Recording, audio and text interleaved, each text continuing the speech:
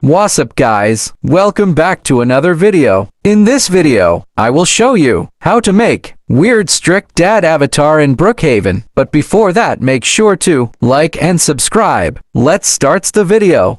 First you have to go to avatar editor, then click on clothes. Then search weird strict dad.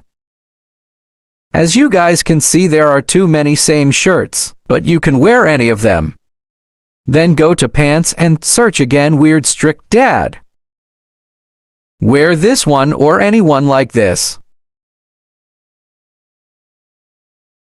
Now we need to make head. Click again on avatar editor and search for a head accessory, smile face. Wear this one.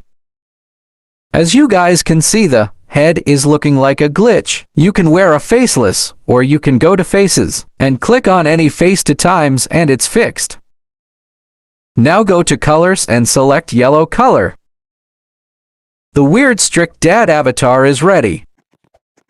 If you don't want to make face like this, I have another way. First go to marketplace, then search scary. As you can see, this one for 75 Robux. You can also purchase this. I already have it. You guys can see difference between both of them.